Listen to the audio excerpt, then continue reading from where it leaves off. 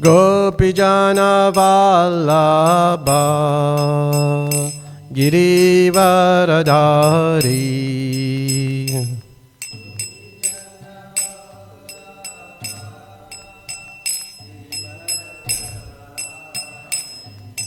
Yashodanandana Brajajana Ranjanaya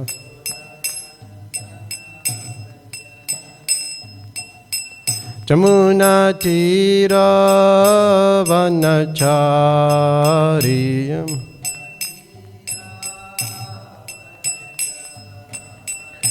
Jaya Radha Madhava Kunja Bihari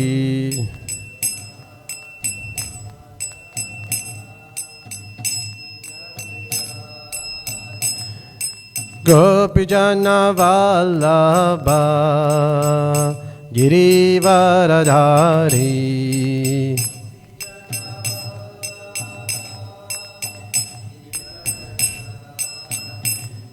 Yashodanandana Brajajana Ranjanaya Jamuna Tira Vanacharya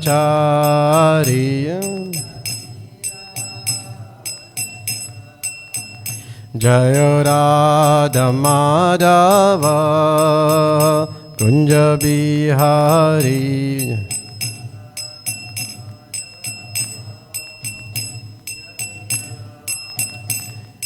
Gopijana Vallabha Girivaradhari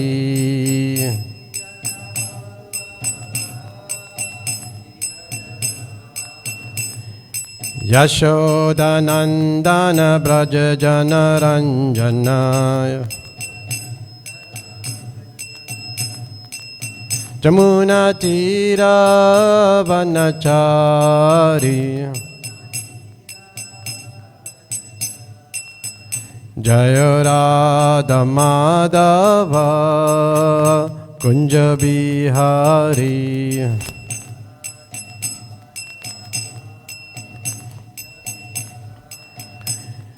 Gopijana Vallabha Girivaradhari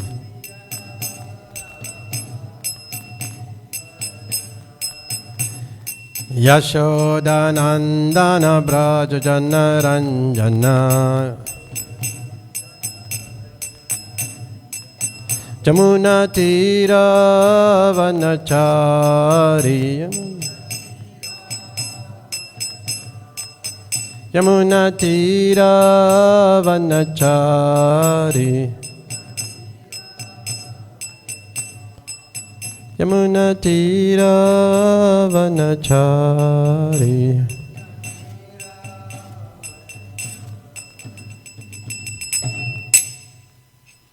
John Vishnupad Paramahamsa Pravijacharya Astora Shishimat, His Divine Grace A.C. Bhaktivedanta Swami Prabhupada Ki Jai Om Vishnupad Paramahamsa Pravijacharya Astora Shishimat, His Divine Grace Bhaktisiddhanta Saraswati Goswami Maharaj Prabhupada Ki Anantakoti Vaishnavrinda Ki Nam Acharya Salidas Thakur Ki Prem se kaho Sri Krishna Chaitanya Prabhu Nityananda Shri Advaita Gadadhara Shivasadi Gaur Bhaktavrinda Ki Shri Radha Krishna Gopa Gopinath Shyam Kund Radha Kund Giri Govardhan Ki Vrindavan Navadip Dham Ki Ganga Mai Jamuna Mai Ki Bhakti Devi Tulasi Devi Ki Samaveta Bhaktavrinda Ki Nitai Gaur Premanande.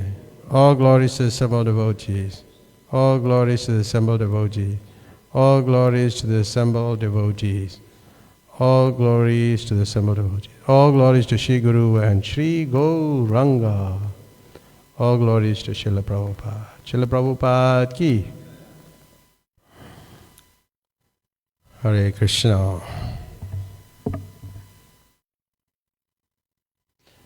Om Namo Bhagavate Vasudevaya.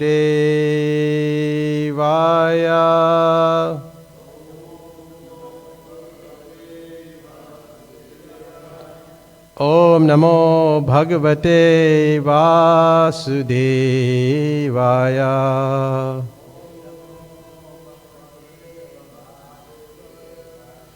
Om Namo Bhagavate Vasudevaya.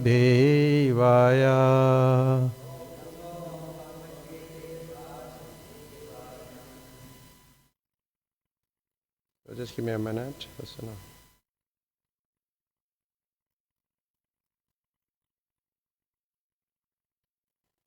So we're reading from the 4th canto,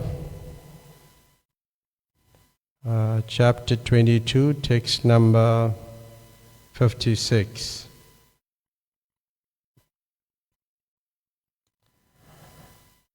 Rajatye adhannamadeyam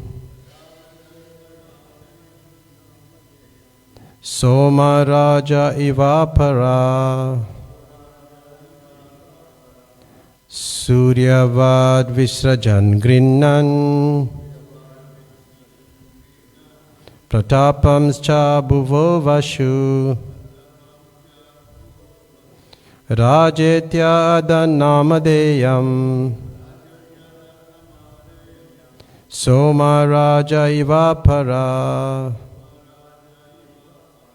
Suryavad Visrajan Grinnan Pratapamscha Bhuvo Vashu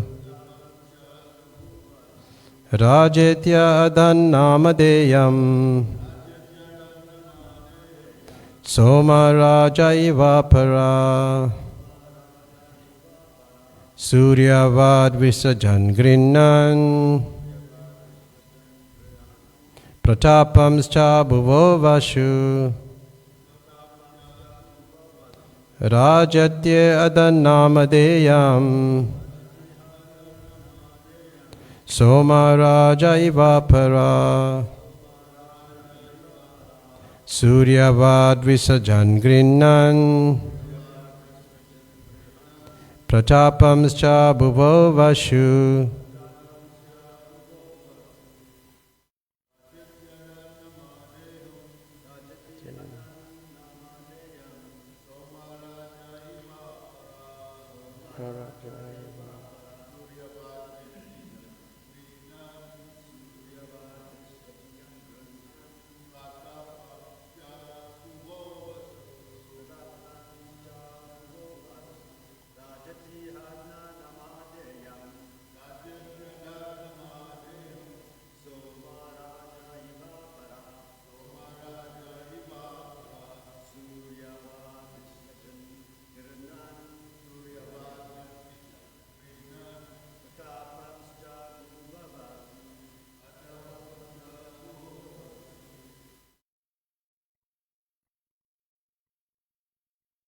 Just 1 minute, I just have to open my computer, shut down, yeah.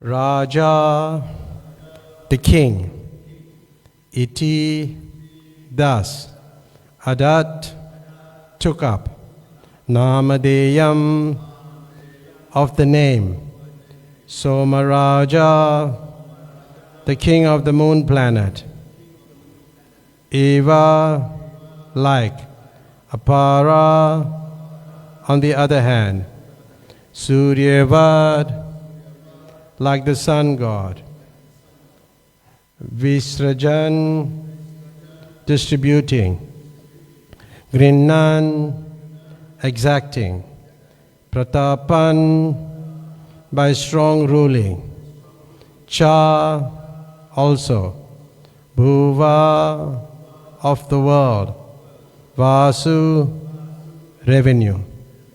Translation. Maharaj Prithu became as celebrated a king as Somaraja, the king of the moon. He was also powerful and exacting, just like the sun god, who distributes heat and light, and at the same time exacts all the planetary waters. computer shut down. Okay. Purport by His Divine Grace A.C. Bhaktivedanta Swami Prabhupada. In this verse, Maharaj Prithu is compared to be the king of the moon and the sun. The king of the moon and the king of the sun serve as examples of how the Lord desires the universe to be ruled. The suns distribute heat and light and at the same time extracts water from all planets. The moon is very pleasing at night.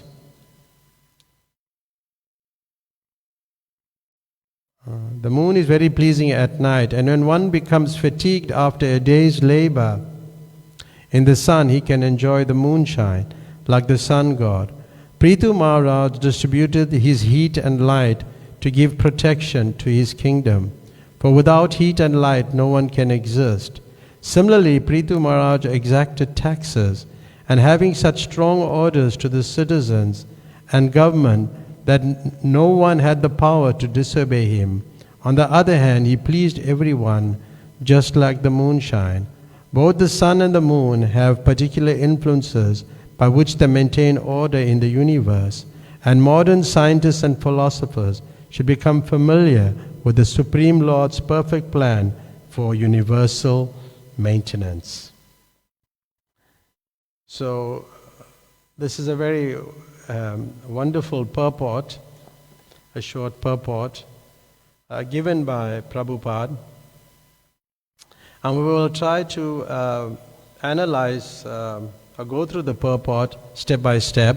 And if you have any questions, you could ask as you wish. Well, the verse again. Translation: Maharaj Prithu became as celebrated a king as Somaraja, the king of the moon. He was powerful and exacting, just like the sun god, who distributes heat and light, and at the same time exacts all the planetary waters. So in this verse, Maharaj Prithu is compared to the kings of the moon and the sun. The explanation given, it's like two celestial deities, the moon god, which is Somaraja, and sun god, which is Surya. Why? Because he embodies the best qualities of both. And this actually sets the stage for understanding an ideal ruler according to Vedic standards. An ideal ruler. And the king of the moon and the king of the sun, here in this purport, serves as examples of how the Lord desires the universe to be ruled. There are celestial rulers, and some people may just take it as, poetic metaphors. But no, this cosmic management is controlled, it's under the direction of the Supreme Lord. Everything is working under the direction of the Supreme Lord and by supreme arrangement. And the Supreme Lord, He used these personalities to demonstrate His own will. Just like King Prithu. And how rulership should blend with nourishment and discipline, gentleness and strength. All these have to be applied in leadership. Discipline, greatness, and strength. It's not that we just leave everything, everybody to do their own thing. It's not like that. Maybe I'll give you one example. Just like we have nice flower arrangements here, flowers are growing in the garden, and it's very wonderful, wonderfully arranged by Dayasindhu Prabhu. And every time I offer the flower to Prabhupada, I'm thinking, what a nice flower. And I place it in Prabhupada's hand and I think of him. So it's an offering of love. But say somebody, for example, somebody just go and cuts the flowers and takes it home or do his own thing. Then that person should be disciplined. It's not that you can just do what you want. And Bhaktisiddhanta Saraswati Thakur said that all the things, all the flowers and fruits or whatever is growing around the temple, it's meant for the deity. It's not meant for you to take home. After it's offered, then it's okay, but it's meant to be offered to Krishna. Got it? This is the words of Bhaktisiddhanta Saraswati Thakur. So in leadership, there's discipline, there's gentleness, and there's strength. We have to apply this, and it takes a person, a leader, like Prithu Maharaj, had these qualities, and if you have these qualities of leadership, then you should apply them if you put in leadership positions. The next point is that the sun distributes heat and light, and at the same time extract water from all the planets. So it's doing some service for us, and at the same time it is extracting the water from the earth planet. And then it comes down in the form of rain. So the sun gives life to us also, and the moon is also important. And this, at the same time, it gives us light and then draws the water. Both things are done simultaneously. So there's a balance of mercy and justice. Because that's an essential trait of righteous leadership. There's mercy being given, but justice is also there. So both applies. It's not that it's just only mercy, mercy. Like some devotees have this understanding, it only is just mercy. But there must be some sort of justice, especially in leadership positions. And we normally apply this to countries and other parts of the world. Don't do that. Because you cannot change the world. Get it? Can you change the world with what's going on in terms of leadership? This world is fragmented by different leaders or different thought processes and doing different things. So when we're reading this, who do we apply this? To those people or to us? Who should we apply it to? You should apply it to us. It's meant for us. Because we're not preaching to them. And they're not reading the Bhagavatam either. So it applies to us. So the next point Prabhupada makes in the purport point, the moon is very pleasing at night. And moon is it has a very cooling effect. And after, like a day's labor, it says, in the sun, because in India it's very hot, then you can enjoy the moonshine. Especially on the first night of Kartik, Sharad Purnim, if you're in Vrindavan, you'll see how bright the moon is. Extremely bright, but very cooling, very soothing effect. And that the moon, soothes and comforts and it's representing like the emotional and aesthetic aspects of leadership, bringing peace, joy, and relief to the citizens. So again in the purport, like the sun god Prithu Maharaj distributed his heat and light and to give protection to his kingdom, for without heat and light, no one can exist. So Prithu Maharaj, he governed with vigor and strength, lots of strength. And that's how the kingdom was flourishing. Because leadership It's an active engagement. It's not just like passively you're sitting and doing nothing. It's an active engagement, and Krishna consciousness, pure devotional service, is active. There's action. There's activity. And Prithu Maharaj was taking taxes, but those taxes were used for the benefit of the citizens. And it's important for us to utilize taxes very efficiently. But then how does it apply to us? Because we also get money. We collect money from people and we utilize it in the service of Krishna. But the king, when he gets money, he utilizes it in the service of all people.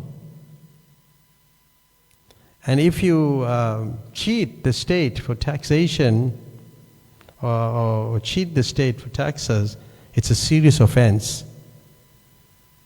Both, in the country and for a devotee, it's for everybody. They'll get some hellish punishment, or they'll get some punishment for it. Serious punishment. And you may not be aware of that, and I mentioned it the other day, that yes, it's more dangerous to cheat the state than to cheat a Brahmana. A Brahmana's property, you can say don't touch it, but it's worse. It's quite an interesting point to note.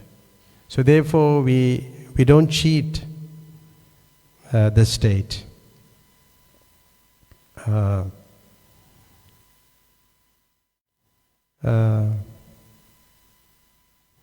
just want to.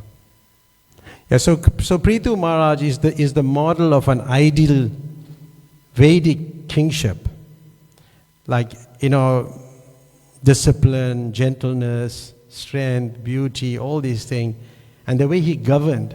Governance is such an important thing now in all aspects of administration. But this is a Vedic model. It doesn't work in many parts of the world, not even in India now. So therefore, when we're reading about Prithu Maharaj, we apply it to ourselves. We apply it to ISKCON.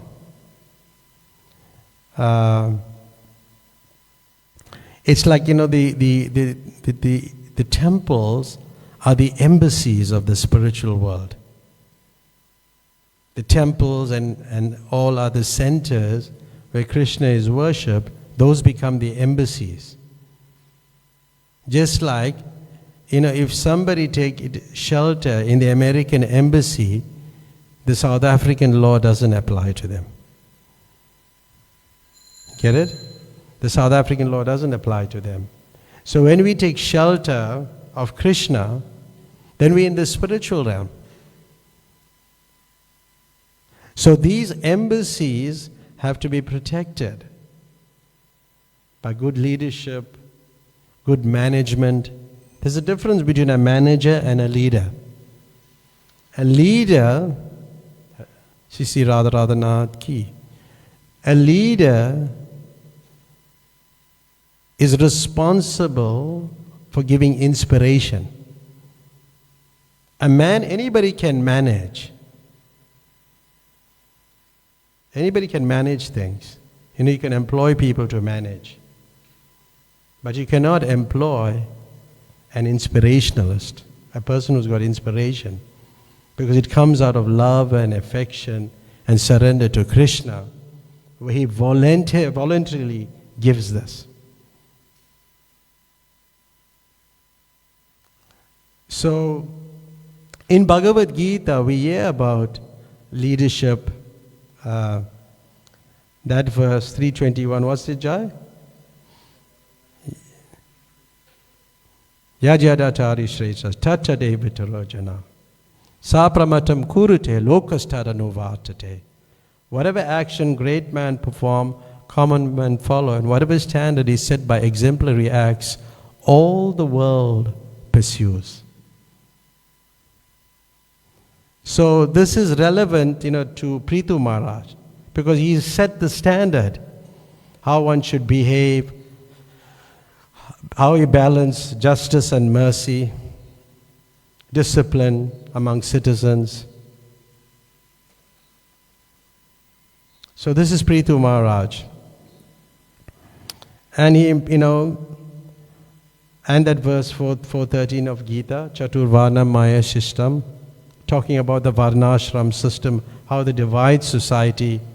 So that could be done previously, but now you cannot do these things. Because we are just doing the needful.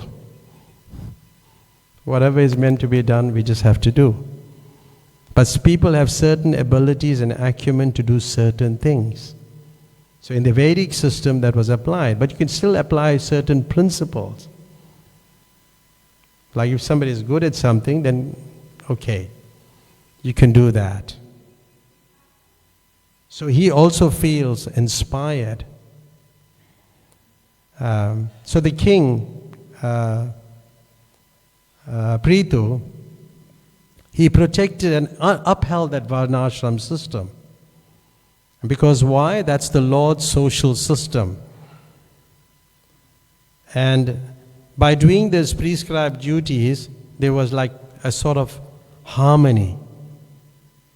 So we can also look at our own institutions or our own spiritual institutions, and we can utilize people according to their acumen to bring about inspiration.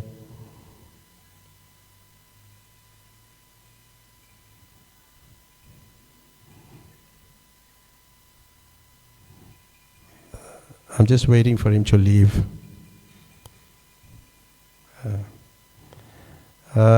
Yes.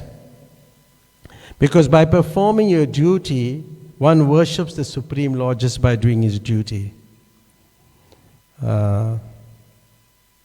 Because, see, like Prithu Maharaj was engaged in like kind of collecting taxes and mundane, it'll appear like mundane administration. Like, somebody doing some administrative task. But it's not like that. It is an act of devotional service. Because he's a responsible person.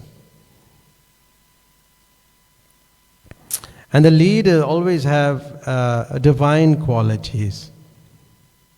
There's, there's purity of heart, there's charity, there's self-control, like described in the 16th chapter of Bhagavad Gita 1-3. You can read that, non-violence, truthfulness. So like this, different things can be said. And in the Bhagavatam, Maharaj's Prithu's history is described in the Srimad Bhagavatam, especially the 15th chapter to the 23rd chapter. There are highlights of his birth. He was born from the churning of the body of the evil king Vena, and he was a Shakshraveta avatar, and he was meant to restore righteous rule. And then he engaged in milking the earth, which we'll talk about a little later. Oh yeah, maybe we could just speak about it now. We may not have time. So the earth, it's very interesting, and this is important qualities of a leader, which Maharaj Prithu demonstrates, is that he chastised Mother Earth. Why did he chastise her? Because she was withholding the resources. Because the citizens were doing the sacrifices, but she was still withholding the resources. So as a leader, sometimes a leader has to become angry. And you find that Maharaj Prithu, he became angry in this situation. Because what is it? The king, he discovers the real cause. Somebody who's an ideal character, he observes. And listen to this very carefully. Because the people were not at fault. They were dutiful. But the earth herself was not producing food. That's the observation. And the conclusion is the earth was not producing the food. So what did the leader do? And this is the lesson. A good leader, he investigates the root cause of a problem rather than blaming his subordinates. Because somebody brings something to you, and you say, no, hey, well, this person is mental, this person is like this person like that. But you have to investigate the root cause of the problem. We can learn from Maharaj Prithu these leadership skills. Because Mother Earth has the potential to feed everyone, but only when the right conditions are met. So Prithu Maharaj, being a proactive leader,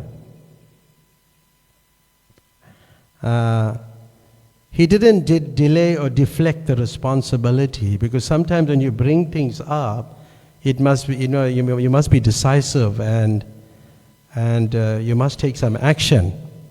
But he didn't deflect it, say, okay, just leave it.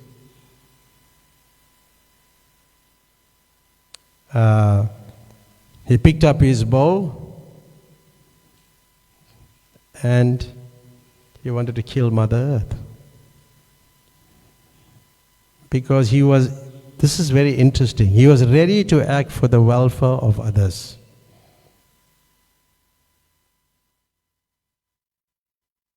That's what it was. And he wanted to chastise Mother Earth. So we can learn good leadership skills from Maharaj Prithu.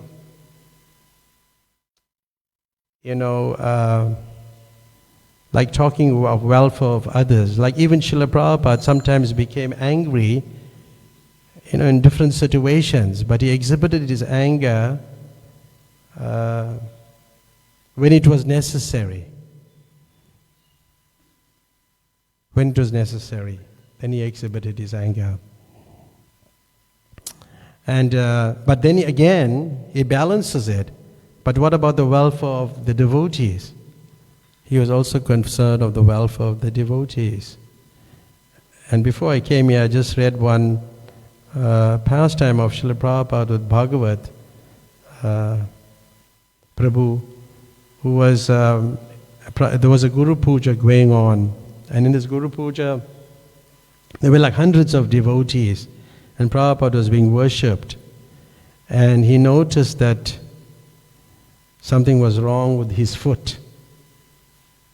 So Prabhupada, amongst all this worship, called him and asked him what was wrong. And he said, no, he cut his foot. And Prabhupada asked him, did you go to the doctor? Are you attending to it? He's asking him different questions. Now, this is amongst worshipping him. And he was more concerned about the one person than the worship. Because the devotee is very important. And then he said, if you need any help, I'm here to give you that assistance. So this is how we should imbibe these qualities from Srila Prabhupada, the founder Acharya, who is following the Bhagavatam. And we also, when we read, we are following the Bhagavatam, and we apply this to our own lives and to others. And when there was need for chastisement, then he did so. He chastised when necessary, like Srila Prabhupada. And King Prithu, he wanted to chastise Mother Earth because she was holding the resources. So what are the takeaways from spiritual leadership? Sometimes anger is necessary. And we have to exhibit anger sometimes which may not be palatable to the people. Like once Navayogendra Swami, one of Prabhupada's godbrothers in Bengali god brother, he massaged Prabhupada. He was massaging Prabhupada. And he was, then the devotees thought, this person is massaging Prabhupada, he's a very exalted person. Then as people come, they do one thing and then they'll start doing something else. Then he started cooking for the deities. But then he started stealing the sugar and ghee. So Prabhupada's disciple didn't say anything to this person because, hey, he's Prabhupada's god brother. Like how sometimes you say, hey, well, he's a Prabhupada disciple. Then we may do more for him than we'll do for others. That's a fact, right? So like this, that's what they were like respectable to the uncle. But one day Prabhupada heard that the god brother was stealing. And Prabhupada said, why didn't you tell me? The devotee said, Prabhupada, since he's your god brother, Prabhupada said, god brother means that he can steal from Krishna? Kick him out. He is not fit to be here. So Navayogendra Swami couldn't believe that Prabhupada said that, to kick him out. Because Prabhupada did not show favoritism. See, as a ruler, you have to be very objective. The law is the law for everyone. And Prabhupada's god brother was kicked out. So sometimes, you have to apply, you have to apply the principle of justice. And maybe it may be harsh to somebody, but it has to be applied. And this is King Prithu,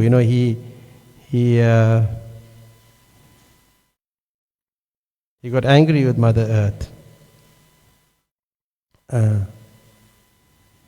So because sometimes, people think that devotees must not get angry. Like spiritualists, monarchs, or other types of servant leaders do not become angry. But no.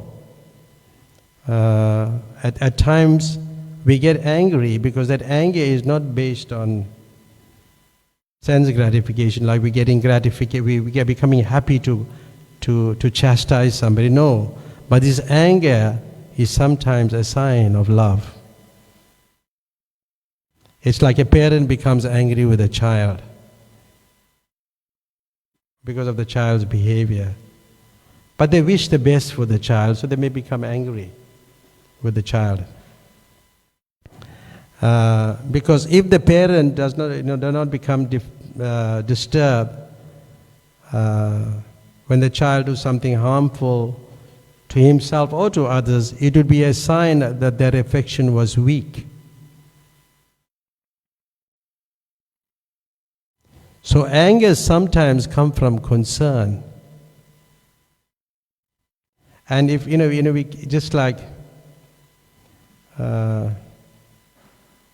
anyway, let's leave. Just like a servant leader, we are servant leader, and especially practicing Krishna consciousness. And as servant leaders, we take care of our followers, and that care is important to us for to develop strong leaders, because to expand any movement or anything that you want to do, you must expand not the followers, you must expand leaders. Through leaders, you'll get a bigger following. There's a book called The Purpose-Driven Church, and it's based on some Christian philosophy on the Roman Catholic Church, but the way they expand is that they have like small groups, and as you're forming small groups, you identify a leader within the group. It's the principle of like Bhakti Vriksha. So as soon as you identify the leader, then he start leading. So you have many leaders and you'll have many followers. So yes, so we take care of them. We make friends, we have friendship, and that increase the following. And this is how we can spread Krishna consciousness. So these are the things that we can learn from Prithu Maharaj.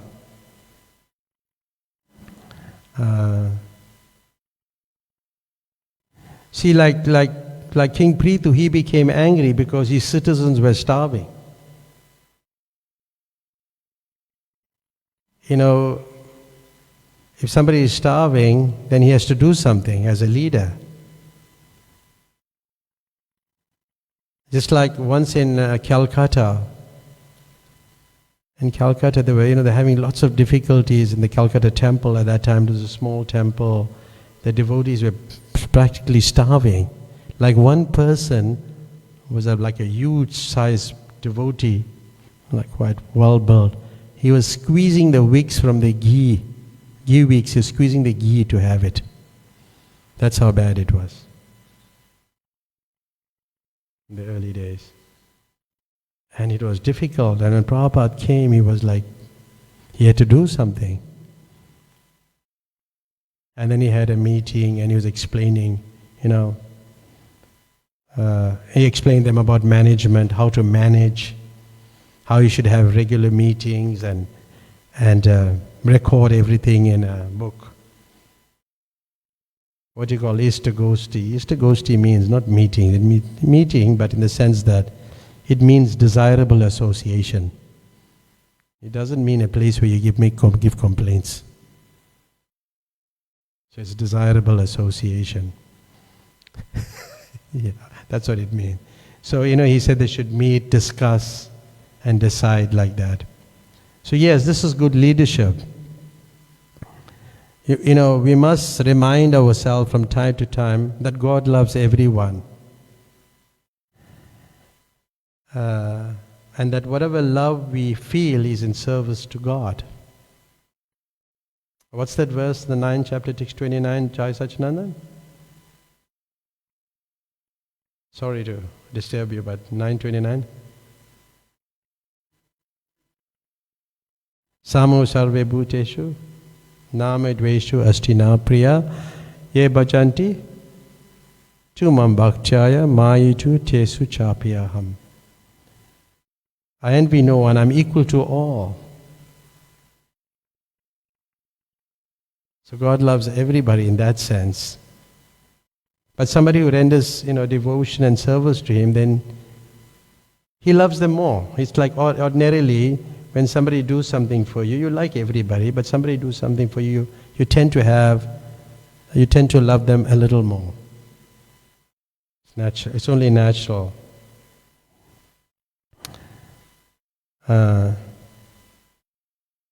So when Maharaj Prithu realized that, earth was the culprit, the citizens were starving, he directed his anger towards her.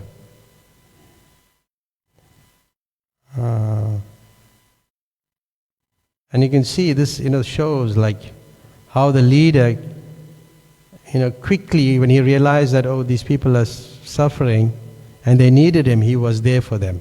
Like people always say, but he was there for me. You often hear people say, but he was there for me.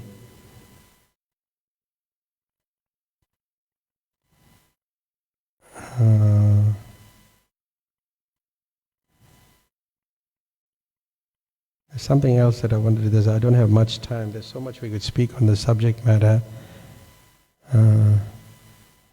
Like sometimes we keep too many secrets, and that's not too good for a leader. Some things are necessary to be confidential, but not everything. Because a management style that must continuously emphasize confidentiality is dangerous. Because when you hide, when you keep too many things within you and you don't make it known, or you don't be transparent, it minimizes accountability. Make sense? It minimizes accountability. Because then you hide things in the closets, And then you allow room for speculation. That's why you like get gossiping, what's going on, this and that. And that actually, what happens, it attacks the culture of love and trust. It attacks that. Because love is based on trust. And trust is based on open communication. Love is based on trust, and trust is based on open communication. Because if you, generally sometimes we have this, we may comment on some other person, and we may spread that message. It may not be true. And maybe what you said may decide, on his faith in a particular situation, probably his removal. And that doesn't apply to only a spiritual institution, in general. And that may not be good. It's important to, I worked in the government service, and at some point I was not properly treated, I thought, at least in my estimation. And I didn't know whether to respond or not, and I just kept quiet about it. So after many years I thought about it, and I wrote a letter to the manager at that time. They were like the apartheid times. And I told him, there's a rule that you have judged me you have judged me, and it's fine, you have judged me by hearing from other people. But according to the law, there's a Latin phrase, the audi alterum partem rule. And this phrase means that listen to the other person's view. And if you don't apply that law, and then I quoted precedents. I went to the library and got copies of precedent cases where the court ruled against the state by not applying the audi alterum partem rule. And that should also be applicable to us. We have that open communication. Something is wrong, then we should humbly tell the devotee, okay, this is wrong. Can you put it right? But to judge somebody on the basis of that may not be correct, without testing it.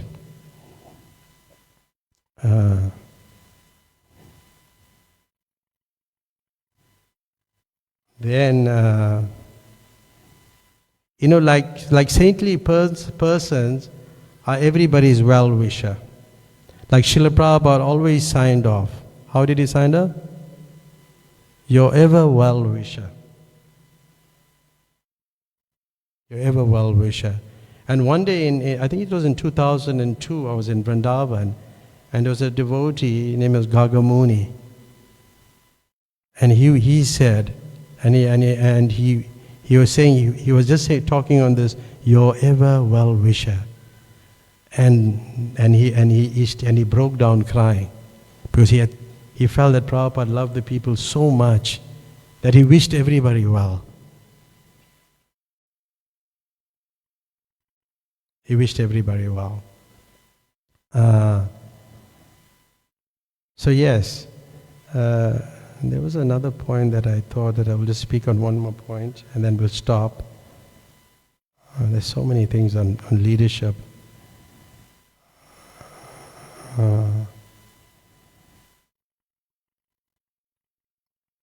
Just like on the point of confidentiality, I just wanted to. Oh yeah, okay. Just like in the Govardhan Leela also, Nanda Maharaj and they wanted to perform the Govardhan Puja, and they didn't want to. They really didn't want Krishna to know the reason why they want to perform the Govardhan Puja. And Krishna is telling them, well, there's, on the point of confidentiality, between friends, what's so confidential? Why shouldn't I know about it?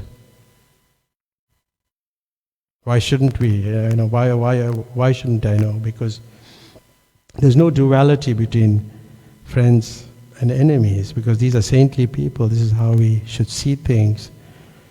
And yes, sometimes we may keep things within us and think that's confidential, but it may be detrimental to some other people.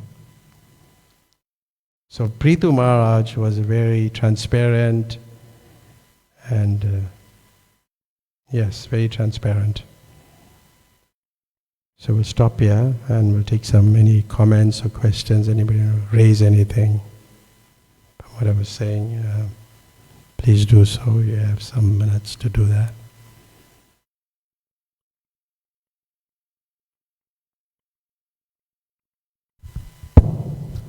Hare Krishna. Just a note. Prior to Krishna, the puja for harvesting and rain was called Indra Puja. Krishna corrected it, said it comes from me, not from Indra. Well, consequently, Indra learned a lesson. Also, if you note, you mentioned about kings.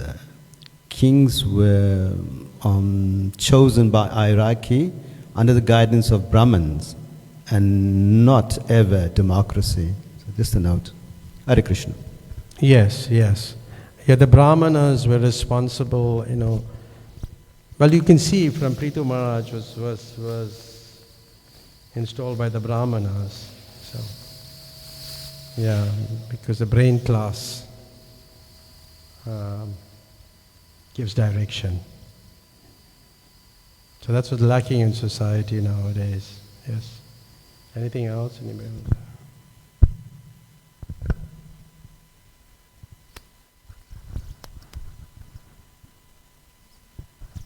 It's 8:29 now. Yeah, monarchy was coming from the Vedic culture, monarchy, and even just over 500 years, there was kings and queens, but slowly we see in the last 200 years that's the kings and queens. They are just figureheads. They have no real power. The power is more from a socialist democratic convention, and therefore we see because kings, the Vedic times were actually anointed by God. They were ordained by God, and they were Raja Rishis, very saintly kings, compared to leaders today, just elected by the people, for the people, and therefore we get so much corruption, and Sudras are becoming leaders, the king taking the position of kings. Another point you're saying about well-wishers, that cue is taken from Bhagavad Gita, Suridam Sarva Bhutana. Mm-hmm. Krishna is saying, I'm the well-wishing friend of all living entities. So devotees, they are the well-wishers, they are the welfare workers, the Sanskrit. One of the 26 qualities of Vaishnava is that he's a welfare worker. He works for the welfare of the people. Not only the people, but even all living entities that we protect. Cows we protect. We don't unnecessarily kill animals and eat them. We more show respect to them. Vidya Vanaya Sampane. We see in all living entities the super soul is there, and the soul is there, consistent in all living entities. So this is the word is Sarvapakkaraka. Sarvapakkaraka is a welfare worker for all. That's one of the 26 qualities of a Vaishnava. Yeah. Thank you. He's a real welfare worker. Yeah, you see, the thing is, you're talking about, government of the people, for the people, by the people. The thing is, Prabhupada had different views on it. And one view he said, he was speaking about Gandhi, because Gandhi wanted his own person to be elected. And Prabhupada called him that he was not clean because he got upset when his person was not elected. And Prabhupada said, because you have accepted the system of voting, so you have to accept the result also. It's not that, if that person is, even if he's a bad person, you have to accept it. Because that's the result, because that's what you accepted by votes. So it's not that it's like he totally condemned it, because that is the way they do things in the world now. It's by voting. So you have to accept that leader, even if he's bad. So Prabhupada commented on Gandhi was not clean.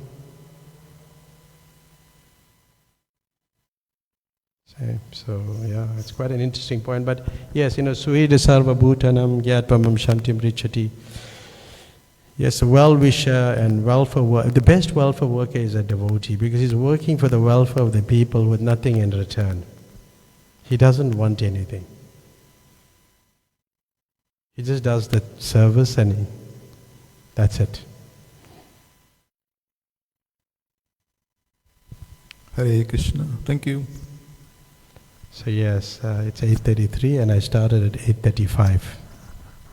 Yes. One more question. You said that we should not cheat the state.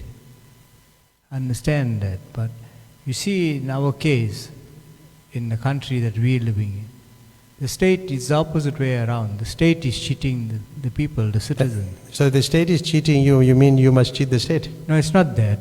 But what should we do? Should we pray for them? That's what my question is. Oh, the question is, should we pray for them? Yes, you could because pray. There's nothing we can do about it. Yes, but what you see, the thing is, the way we can do things is by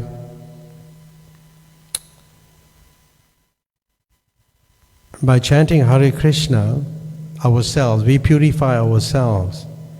So when we are purified and when we pray, to Krishna, it's not that it's going to change also, because if Prabhupada was present, he was a pure devotee. There was cheating going on in a much larger scale also, in all parts of the world. But a pure devotee can change people's consciousness. And I was always thinking how we can help the state in changing is that when we meet them, we can just be good people. And if we're good people, they'll always say, hey, it's nice to be like that Hare Krishna person. Then they'll inquire as to what make them behave in such a way. So our behavior can change them. You get it? So when they're formulating a policy, we may tell them some things. But when they're formulating a policy, they may consider some of the things that we said. And then in that formulation of the policy, they may say people have to be spiritual. They may have to go to church or mosque within that policy, which they do, which the state does. That's why they have mosques, churches, and things like that, which is in this country especially. So that's what will help to change them. But doesn't mean now they're cheating, now we must cheat. No, it's not that. It's like, see, if you're a government employee, you get a government, you get a medical aid, and the government pay part of that subsidy. The employee or the person, even when he retires also, he still have that benefits, the medical aid benefits. So it's like a welfare, the state is engaging in some good welfare work. They're still taking care of the employee in that sense. But let me tell you this, and I'll conclude with this. Say, for example, you go to a doctor. The doctor have different rates for medical aid patients. True or not? It's true. So he will charge more. But in his mind, he knows that he's charging more and he's cheating the state. He's cheating. But he doesn't know that he's cheating the state. So when he knows that he's cheating the state, and if he knows the repercussions for cheating the state, Bilva, I'm still speaking, Bilva. Is it necessary to close up? Okay. So if he's cheating the state, he gets a serious reaction for it by charging the person who's getting medical aid from the government. He's getting a reaction. He doesn't know that. You got it? So thank you very much. Hare Krishna.